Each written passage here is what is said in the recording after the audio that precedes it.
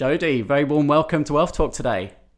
Thank you so much for having me. No, I'm really pleased to have you on today, Jodie. Now, normally I'd start off by saying introduce yourself and tell our listeners a little bit about who you are and what you do. But I think that I would like to introduce you because I've had a look through your Wikipedia, Jodie, and I was absolutely blown away by the number of achievements that you've already had in your life. And let me just run through here because social media agency in 2011 that you started. In 2013, you co-founded and wrote the Clever Tykes storybook series, which we're going to focus on a little bit more in today's episode. Now, in between that period, I know you got some sponsorship, but I'll let you tell us about that in a moment. And then fast forwarding to 2017, you were featured in Forbes for the 30 under 30 social entrepreneurs in Europe. Then in 2018, in fact, 2017 was it, you were invited to do the TEDx talk, Creating Useful People. And then the following year, in 2018, you were a contributing writer for Forbes magazine and also competed in the World Championships as an international powerlifter for Great Britain. And then this year, you've co-authored your latest book with Daniel Priestley, which is titled How to Raise Entrepreneurial Kids. So quite a lot going on there, Jodie. I guess so. I mean, when you put it like that. Women of such a young age. And of course, today's topic is all about, inspiring young children and adults around enterprise and entrepreneurship. So, really interested to hear your background today, Jodie. But I mentioned there that in between you co-founding and writing the Clever Tykes storybooks in 2013, you actually got some sponsorship. So why don't we start off with that point and tell us a little bit about the Clever Tykes series, Jodie? Sure. The Clever Tykes series are 4 storybooks and accompanying resources, and it's all about role models. It's all about giving kids entrepreneurial role models so that they have experience of a kind of character that's a bit entrepreneurial that they can learn from and emulate and be inspired by.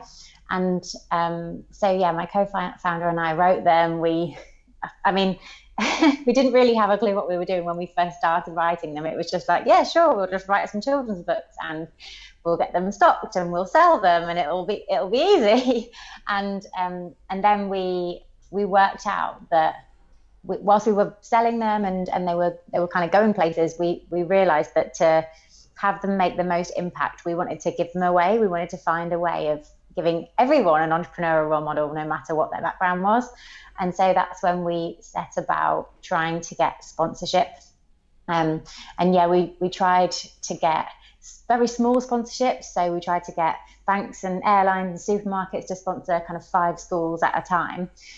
It took us so long to get even one of those signed off that we thought, hang on, it's going to take us like years to do the whole country. So that's when we just scrapped all our plans and thought we just need to find one sponsor who can sponsor the books into all of the primary schools in the UK, which is 24,000 primary schools. So we put all our energy into that one goal and then managed to secure it. And Lloyds Banking Group became our sponsor, and it meant that every kid in the UK at a UK primary school could have an entrepreneurial role model. So that was such a big thing to secure, which then led on to the Forbes 30 under 30 and lots of things after that. And also this book, the How to Raise Entrepreneurial Kids book, is very much linked to that project. Yeah.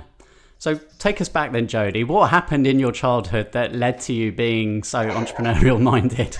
I don't know if it was ever conscious, but I do know that I was raised with such a fierce sense of independence, and there were so many occasions where I was just thrown in the deep end, and just like it was just a case of just get on with it. What's the worst that could happen? You'll figure it out. And these are just phrases that were constantly said to me that I probably still repeat back to myself now. Like, what's the worst that could happen? Like who really cares? Does it matter?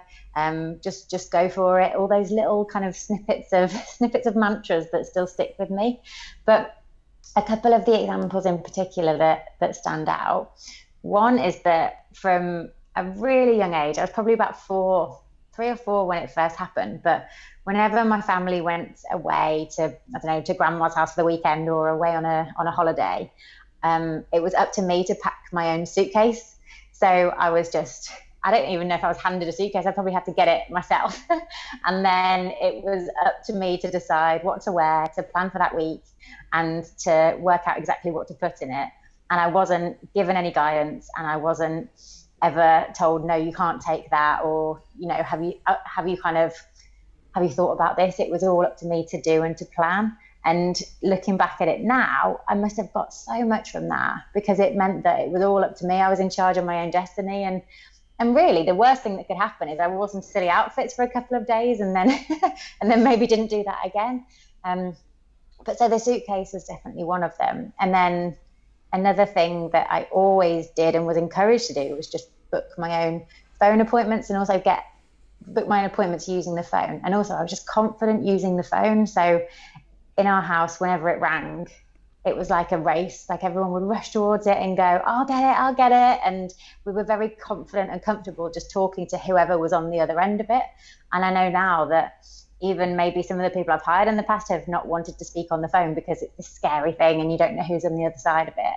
But I think that being able to just confidently answer it, and being able to just, you know, if you need a dentist appointment or a doctor's appointment, just calling up and making one, even if you're a 5-year-old trying to book it, I think that it teaches you so much. And so they're two of the examples probably that I learned so much from, that led to me being able to start a business at 22 and not feeling like it was a big deal. And do your parents come from, you know, business backgrounds, entrepreneurial backgrounds as well? I'd say, well, definitely entrepreneurial. So my dad, well, when I was very young, I thought my dad sold cars. And then I found out that he taught other people to sell cars. And then I found out that he trained teams of people in being really good at sales. And then I found out that he was transferred between car dealerships to turn around ones that were failing and make them successful again. So I very much knew age appropriate things about my dad's work whenever it was the right time for me to learn about it. And then my mom she was kind of in the corporate world until I was about 12 maybe, and then she was self-employed from then.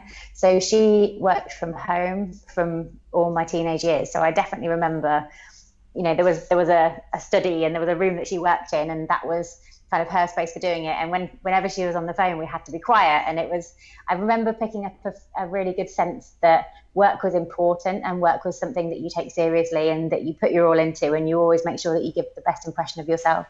Yeah.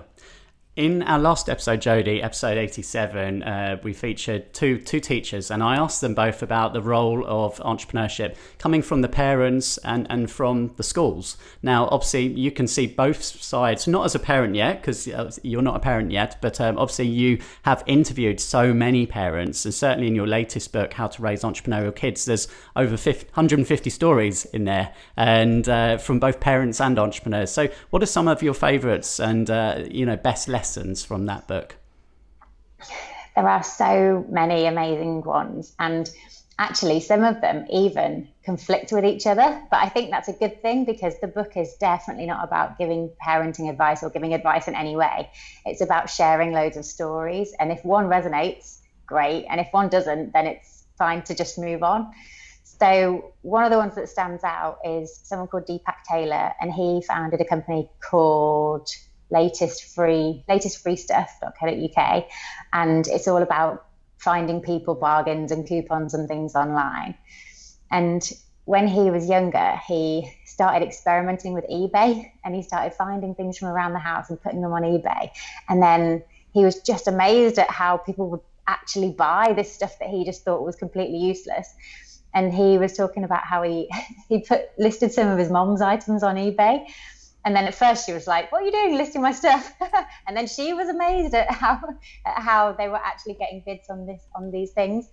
And then that led on to him actually buying things in bulk and turning that into a business when he was kind of in his late teens. But I love the fact that he must have been doing that when he was super young, but it was just experimenting, and it was just testing out these online platforms and seeing what could be possible in a completely safe space, because he didn't need to actually sell any of the stuff, and that's a very big theme of the book, that it's just experimenting and just testing out and almost kind of playing businesses. Like, when you're little, I don't know if you did this, but we we kind of pretended to have jewelry shops and bake sales and all that kind of stuff. And it's not really like, you're not going to, start submitting VAT returns and taking it really seriously. But the fact that you just get to play along is really fun and can just spark these ideas.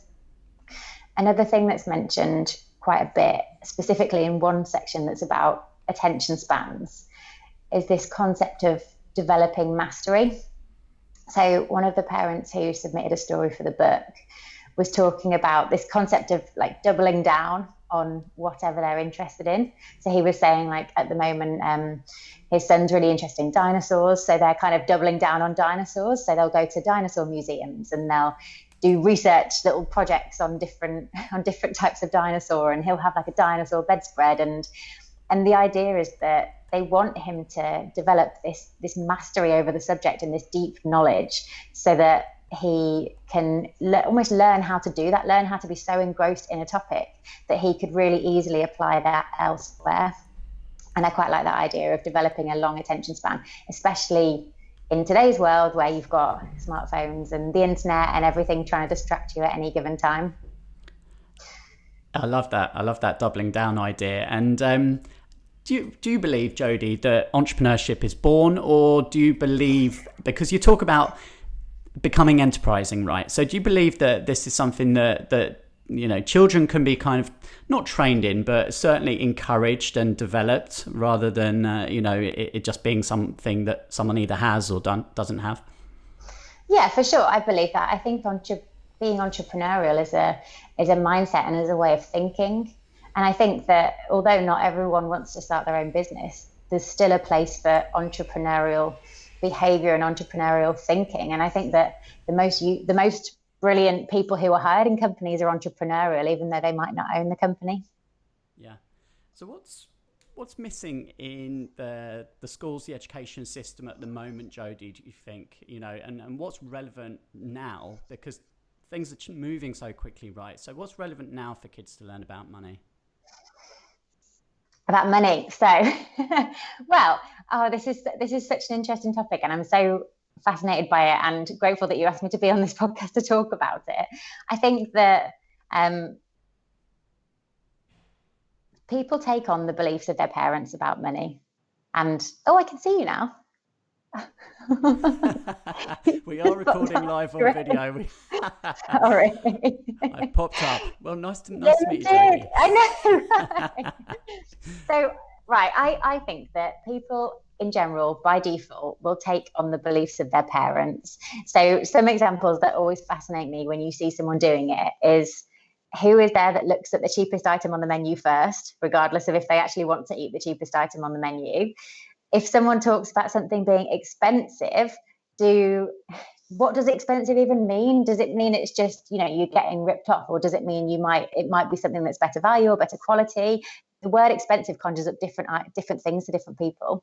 And then also, what does someone think about someone who has money? Do you think of them as someone who lied or cheated their way to get there? Or do you think of them as someone who found out a way of serving an audience? And I think all of those things come from how money is talked about in childhood. So if you kind of move on to, the different financial models for living, there are as many of those as there are people right now. So you could read the 4-Hour Work Week and you could believe that you need to outsource everything so that you can travel the world and, let other people do all the work. Or you could read Rich Dad Poor Dad and believe that you just need to invest in property and create a passive income. Or you could just believe that you need to get paid on an hourly rate, and that hourly rate must be as high as possible. There's just so many different ways of thinking about it that I almost think what's more important is not picking one way, but it's showing that there are loads of different ways to format your own finances and to think about how you make money and how you spend money. So I guess it's giving all the options so that someone can make their own decision, which is so much of what the theme of the How to Raise Entrepreneurial Kids book and all my work is on about, just giving choices. Yeah. And coming back to the Clever Tyke storybooks, what's the impact that you've seen? What are some of the changes that you've seen as a result of being able to put those books into the hands of so many children, Jodie? The feedback we get is is that it's like flicking a switch in the mind of someone, in the mind of a young person. Some of the feedback has involved that people might go from feeling like they're being defeated and feeling like they're going to have, they're having tantrums easier, or they're not happy with something and they just kind of go, oh, it's not fair, and then can't think of a way forward, right up to seeing problems as challenges to be overcome and to think about solutions, and to even like involve siblings in coming up with the solutions. That's the kind of real changes in behavior that we've seen, which is amazing, because that's exactly what the books are for, just to get someone to think in a different way. Yeah. And what's your take, Jodie, on the impact of social media now, and the meteoric rise and success of people almost overnight, right, through social media? And is this having a positive or perhaps a negative impact on some children? Yeah, I think it's a little bit of both. I think the positive side of it is that the old rules do not apply anymore. There's no limit to what you can achieve at whatever age. And I think that can be really inspiring. The fact that you could conjure up a business idea, you could get on Squarespace and you could put a website together and start running ads to it in a day. And the barriers to entry used to be huge for starting businesses. I think that's a real positive side. I think the negative side is that the nature of social media means that often we see the fruits of the labor and not the labor itself. And so it could lead someone to feel a bit rubbish, that it seems like all the YouTubers they see have, I don't know, Ferraris and really nice houses, and they have no idea about how to actually get there. So I think it could lead you to almost compare your behind the scenes with someone else's very edited show reel, and then not use it as motivation, but use it as a kind of envy or thing that gets you down. Yeah.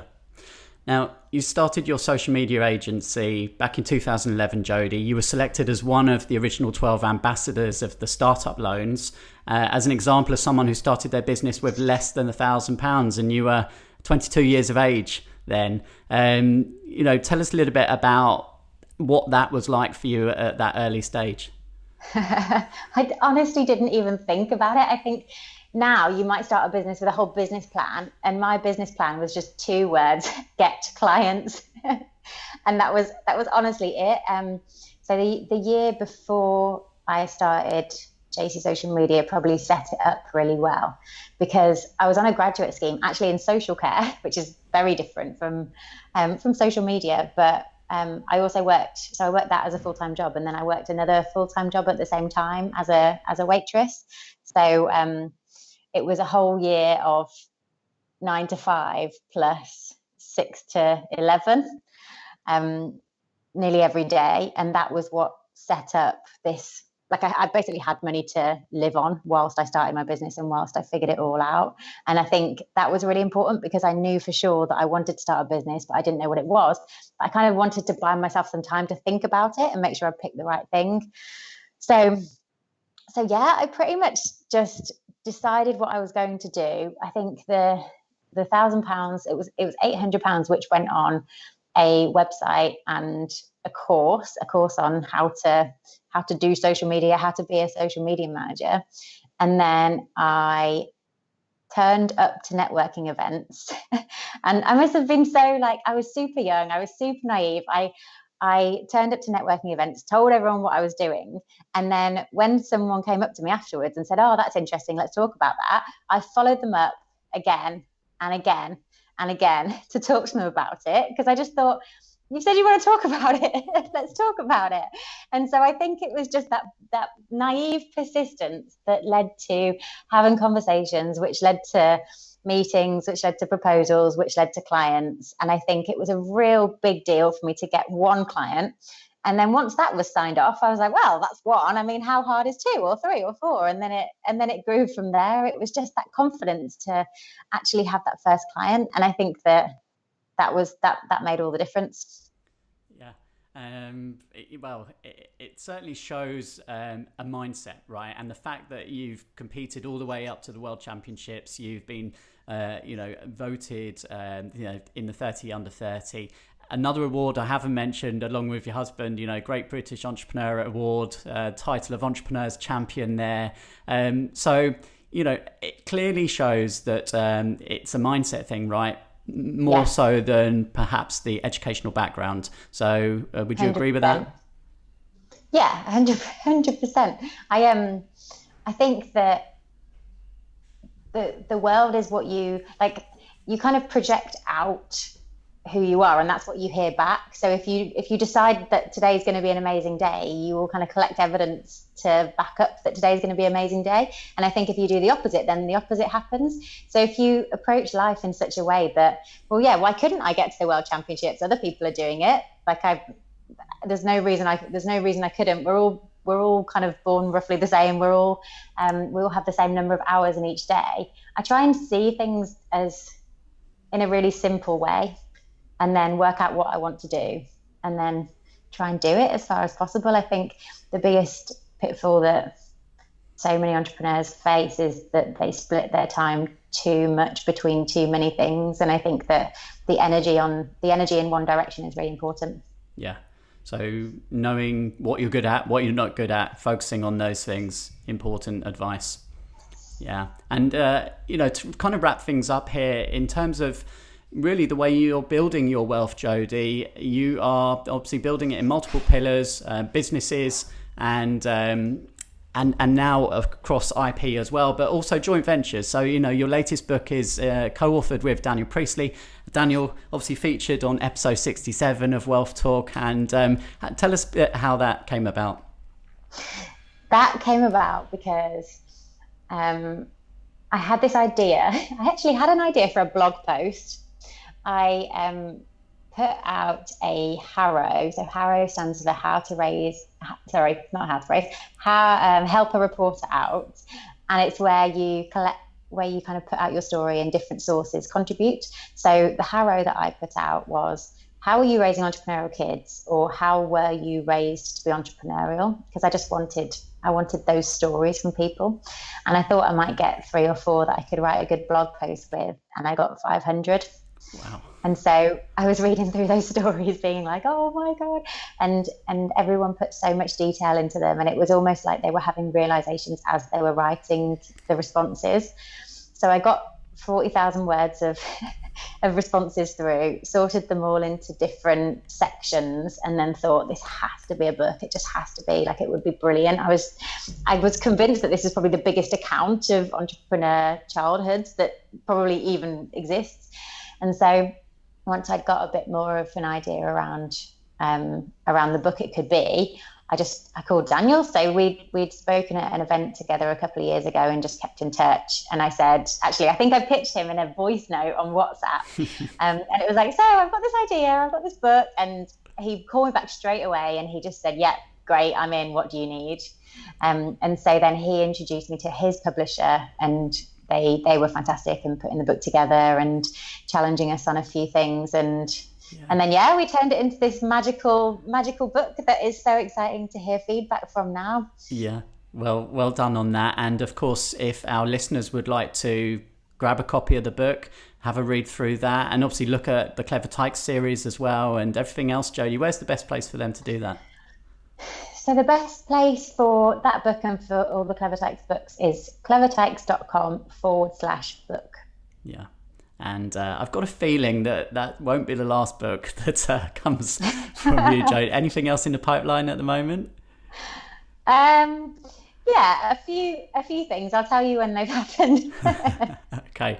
Well, we'll look forward to inviting you back to talk about those in the future. But thanks so much for sharing everything with us today, Jodie. Well done. And thanks for being a great guest on Wealth Talk. Thank you for having me.